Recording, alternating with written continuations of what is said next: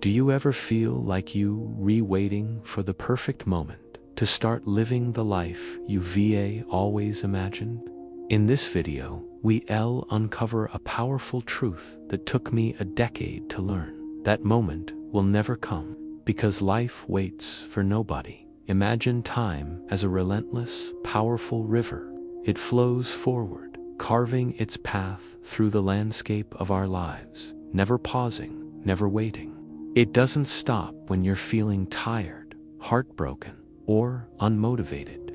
Each second that slips by is a drop of water that will never return, a moment of potential that vanishes forever. Many of us fall into the trap of someday. We tell ourselves that someday we'll start that business, someday we'll get in shape, someday we'll learn that new skill. But this idea of someday is a dangerous illusion. It's a comforting lie we tell ourselves to delay the effort and risk required for real change. In reality, someday almost always means never. It's a postponement that stretches into an eternity of inaction. Think about this. While you are still lying in bed, hitting the snooze button, the world is already in full motion. Somewhere, someone is already awake, already working, already building the very life that you are only dreaming about. They are putting in the hours, making the sacrifices, and turning their aspirations into their reality. They understand a fundamental truth that many of us ignore. Opportunity doesn't wait for you to be ready. It's happening right now. The Roman emperor and Stoic philosopher Marcus Aurelius understood this profoundly. In his meditations, he wrote to himself, "Do not act as if you were going to live 10,000 years." This wasn't meant to be a morbid thought, but a call to urgency. He was reminding himself, and now us, that our time is the most finite and precious resource we possess. Every day we waste is a day we can never get back. We don't have an infinite number of chances to become the person we want to be. Your morning is the first and most critical battlefield of the day. It's in those first few moments after you wake up that a crucial decision is made. Will you rise to meet the day with purpose and intention, or will you let it slip by, becoming a passive bystander in your own life? This choice determines whether you will be an active participant, shaping your destiny, or a mere spectator, watching as others achieve what you only wish for.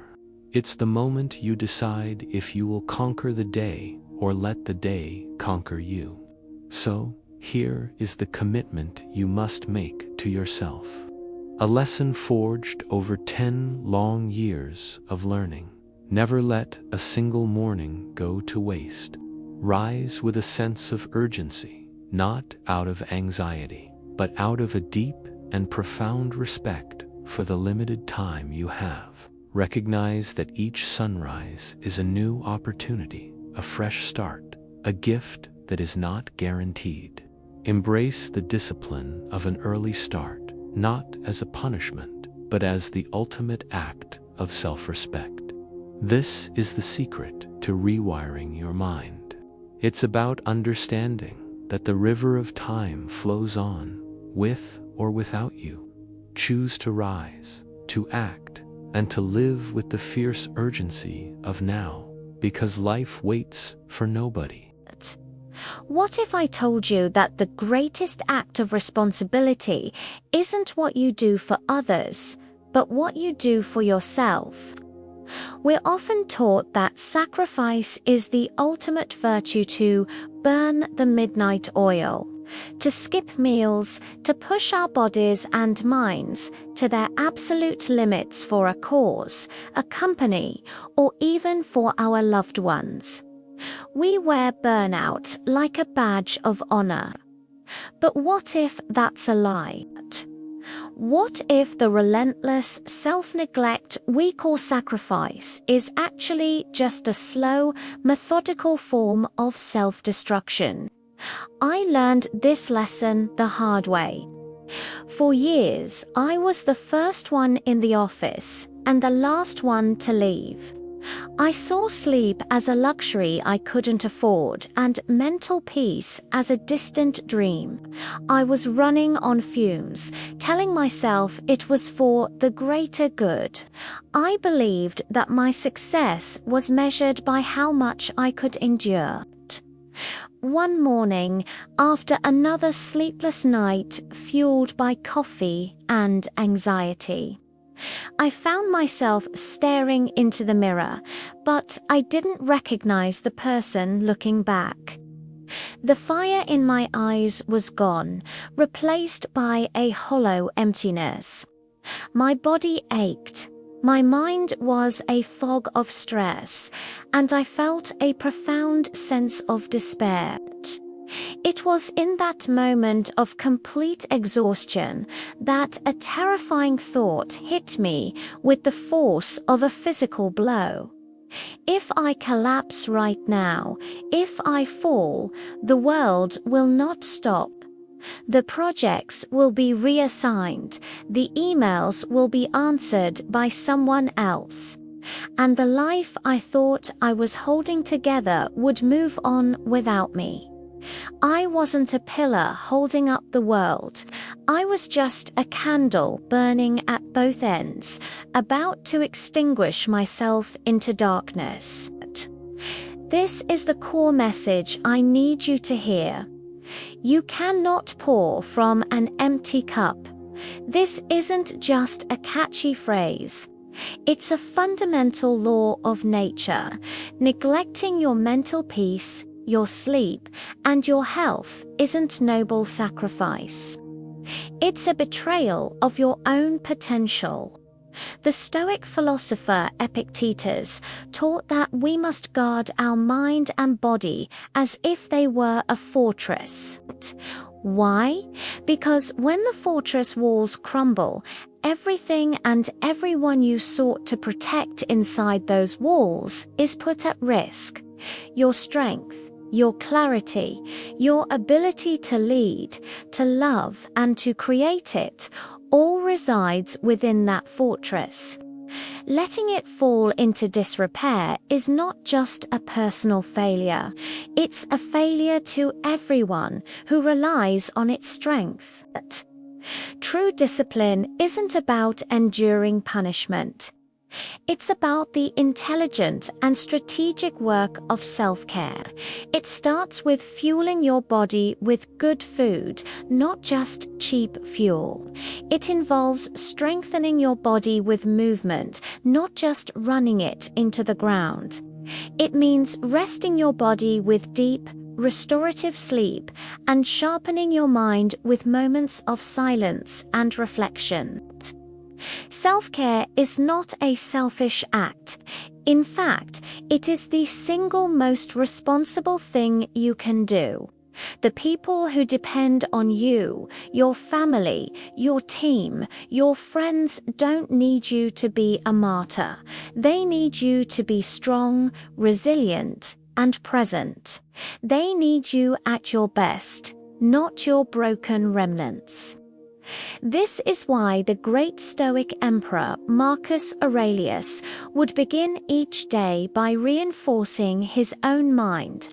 He wrote, "You have power over your mind, not outside events." He knew that the chaos of the world would always be there, but the one thing he could control was his internal state. By protecting his mind each morning, he prepared himself to lead an empire. You must do the same. Guard your mind, fortify your body, and protect your spirit. It's the foundation upon which everything else is built. But even when we build this fortress, we often find its walls being attacked from the inside by a ghost from the past. And that leads me to a question I need you to consider deeply. What if your biggest obstacle isn't what's in front of you, but what you're dragging behind you? Regret is a heavy chain, each link forged in the fire of a past mistake. We drag it with us everywhere we go, and its weight slows our every step. We replay our failures, our missed opportunities, our foolish words, and we allow them to poison our present moment. But here's the brutal truth: that chain is useless unless you learn how to melt it down and turn it into fuel. I once made a business decision that cost me nearly everything. For months, even years after it happened, I was haunted. I would lie awake at night, my mind a merciless courtroom where I was both prosecutor and defendant, endlessly reliving the moment I made the wrong call. The what-ifs and if-onlys became my constant companions.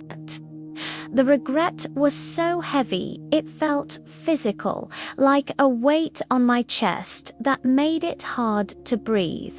It consumed my thoughts, stole my confidence, and paralyzed me from taking any new risks. I was living more in a past I couldn't change than in a present where I could. It was during this dark period that I stumbled upon the words of another Stoic, Epictetus, who said, "We suffer more often in imagination than in reality."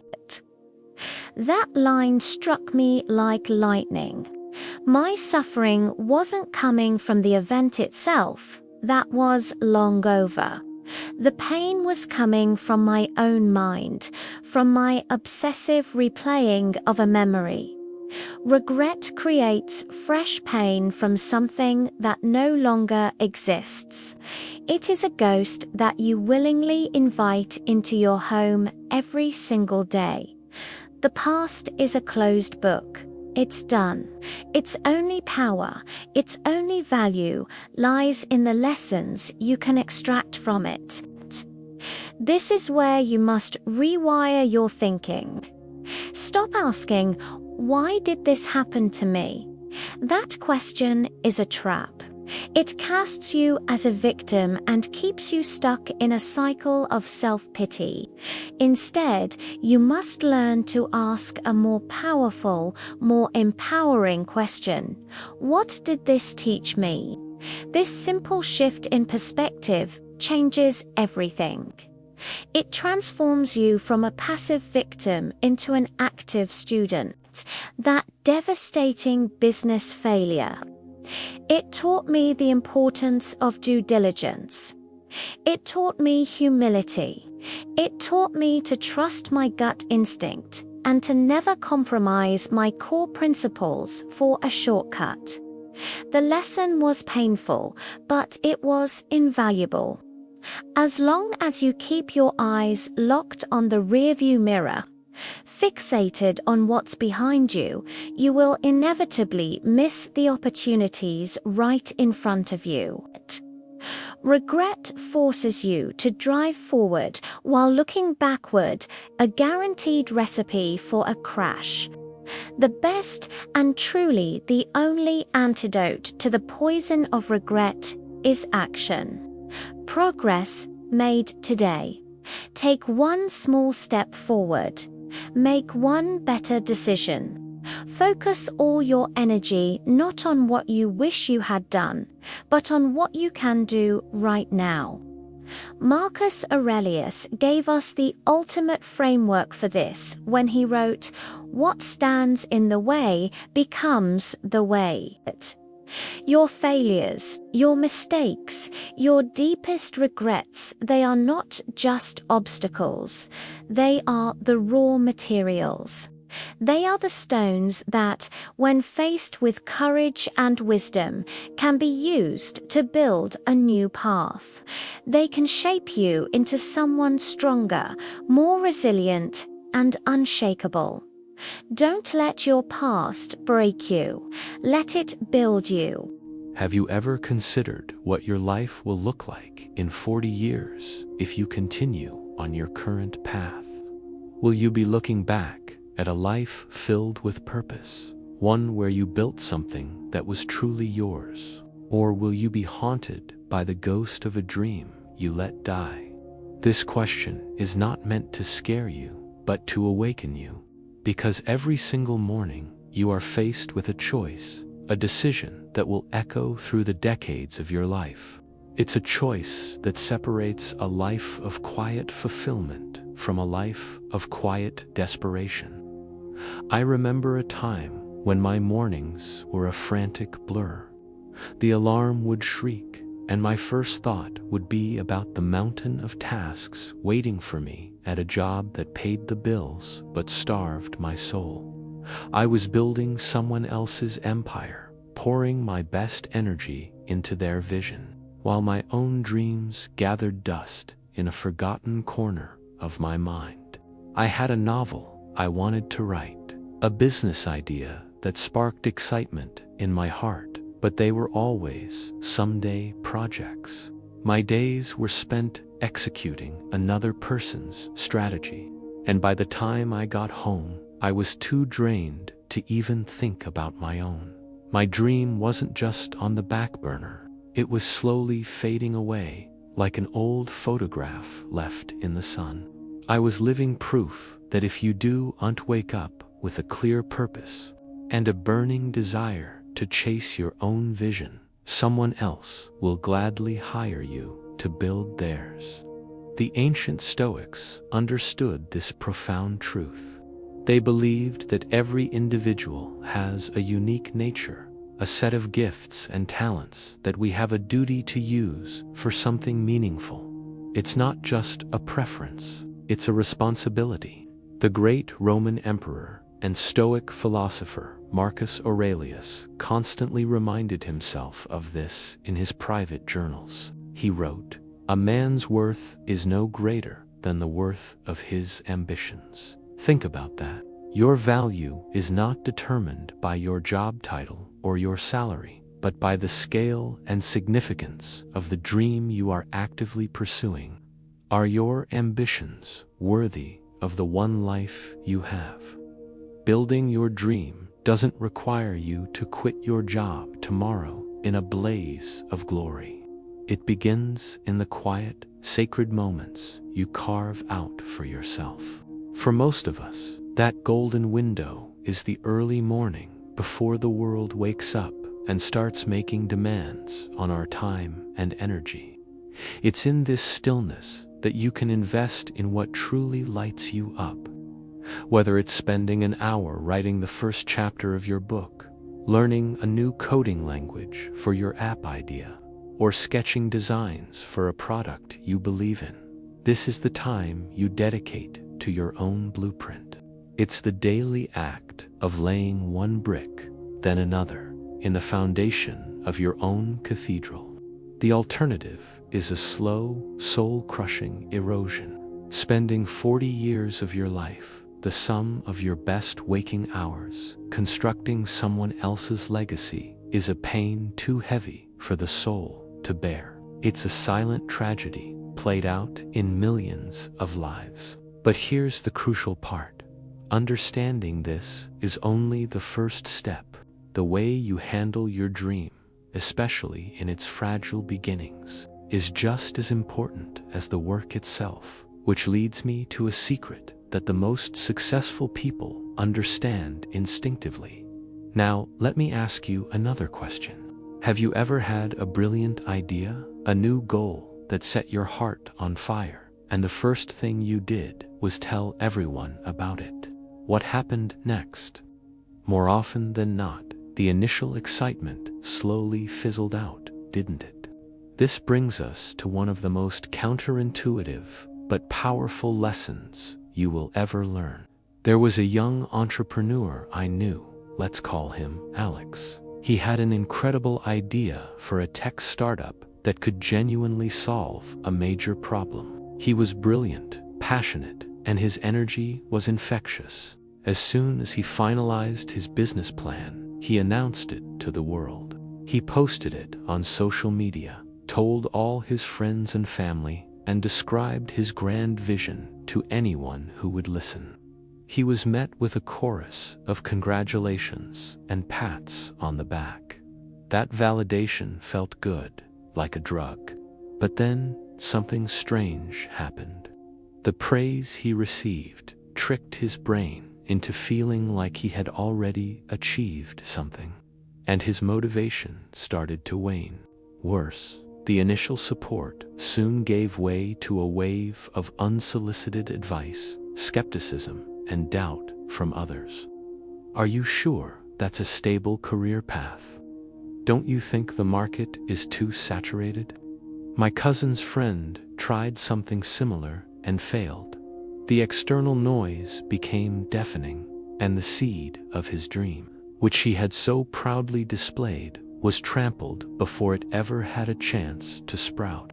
The main message here is to work in silence and celebrate in private. Silence is your greatest ally when you are building something new.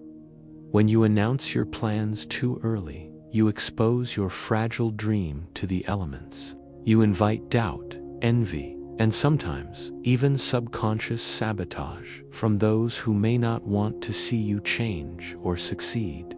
Your dream is like a seed.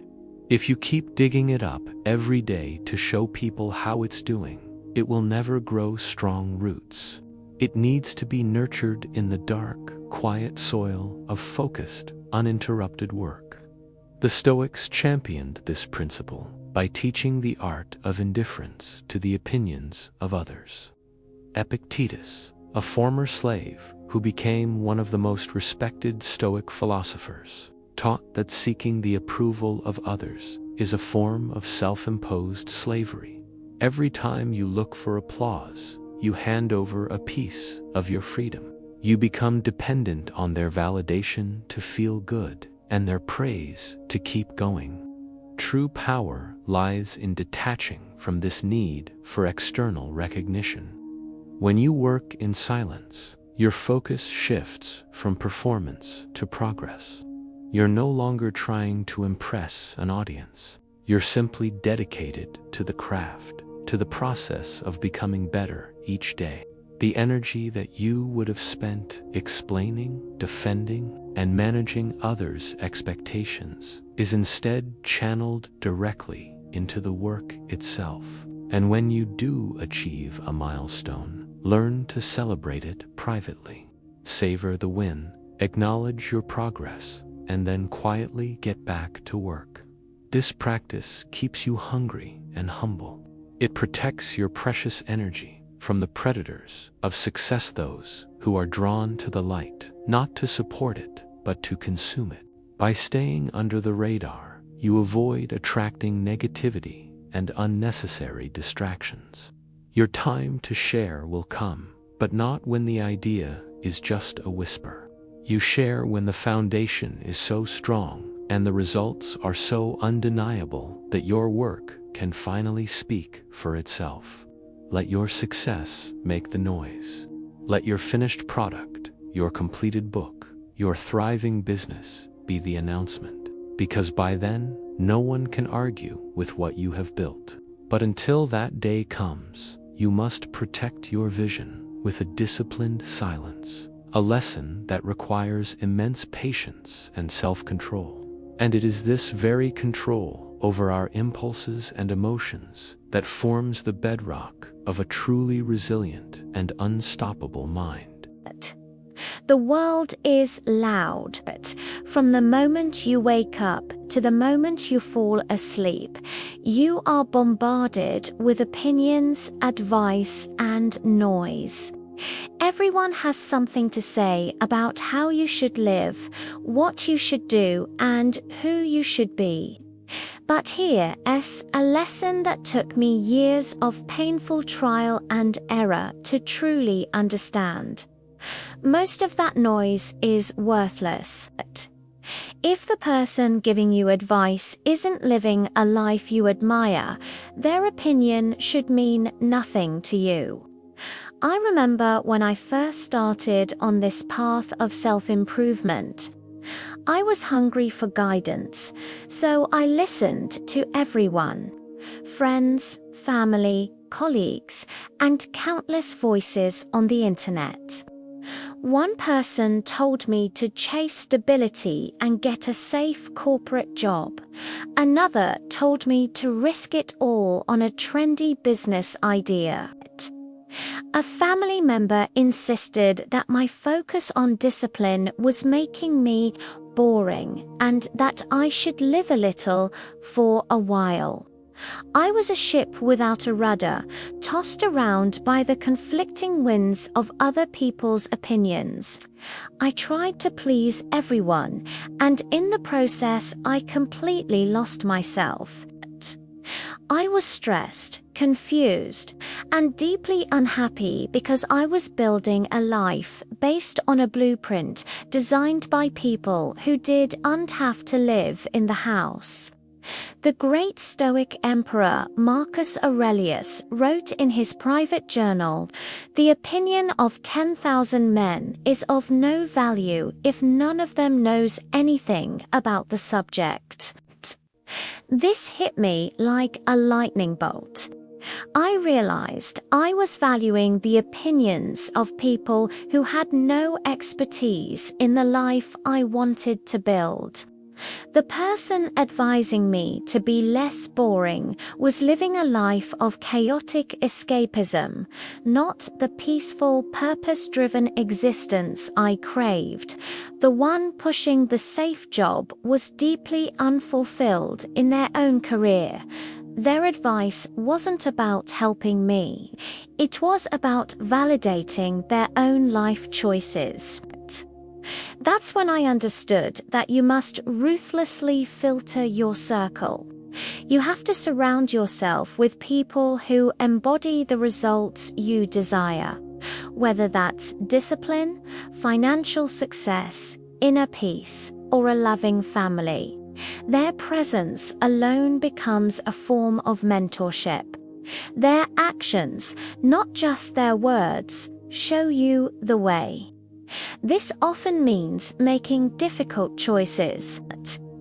It means silencing the wrong voices, which might require setting firm boundaries or, in some cases, walking away from relationships that consistently pull you down.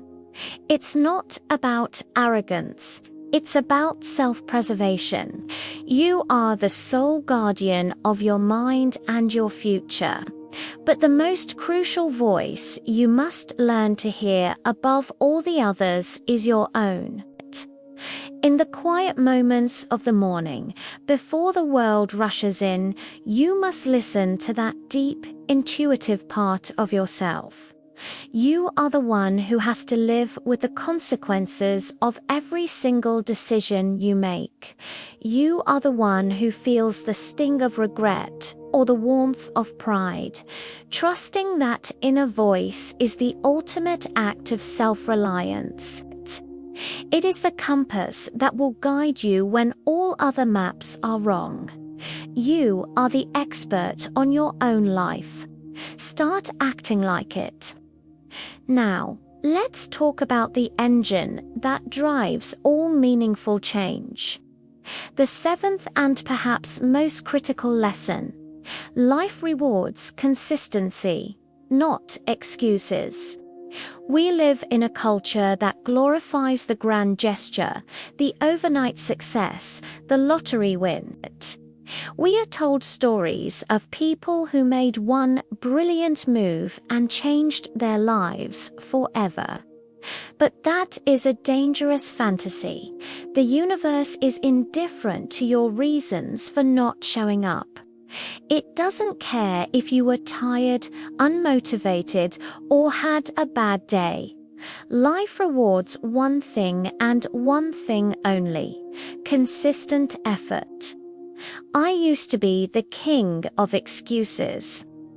I would start a new habit, working out, writing, meditating, with a huge burst of enthusiasm. For a week, I'd be unstoppable. But then, one morning, I'd wake up feeling a little off. I'll just skip today and do twice as much tomorrow. I'd tell myself, but tomorrow would bring a new excuse. Slowly, insidiously, the habit would die. I had a graveyard of abandoned dreams, each one killed not by a dramatic failure, but by 1,000 small justifications. I failed to understand that success is not one giant leap across a chasm. It is the patient, deliberate act of building a bridge, one small plank at a time, day after day, whether you feel like it or not. The true power of consistency is that it compounds silently. When you lay one brick perfectly each day, you barely notice the progress. But over months and years, you look up and realize you've built a fortress. This is how masterpieces are written, one page at a time. This is how empires are built, one disciplined decision at a time.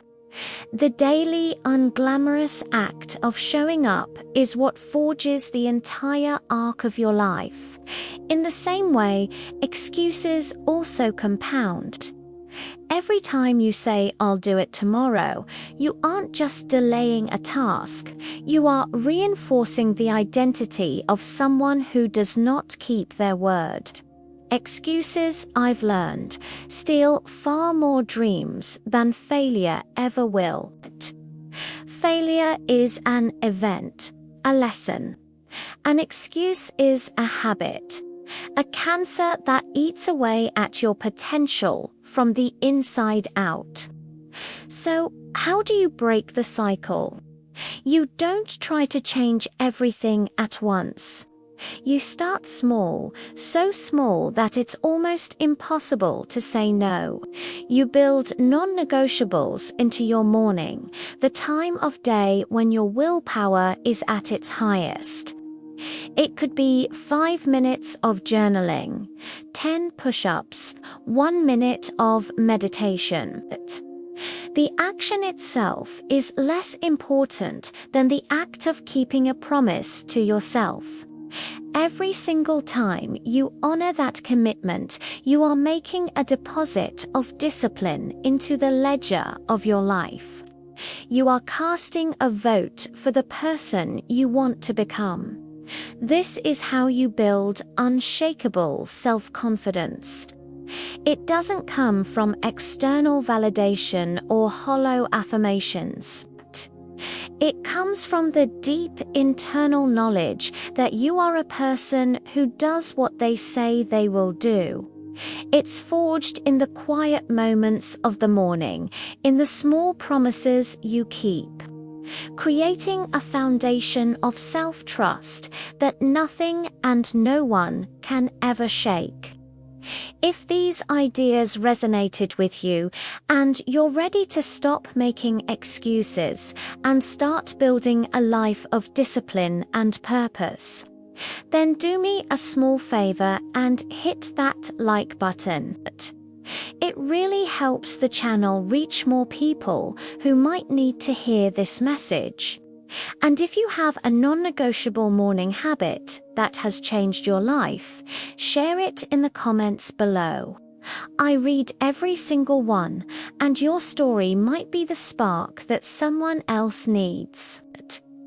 Be sure to subscribe and turn on notifications so you don't miss our next video, where we'll dive even deeper into the practical strategies for building an unbreakable mind.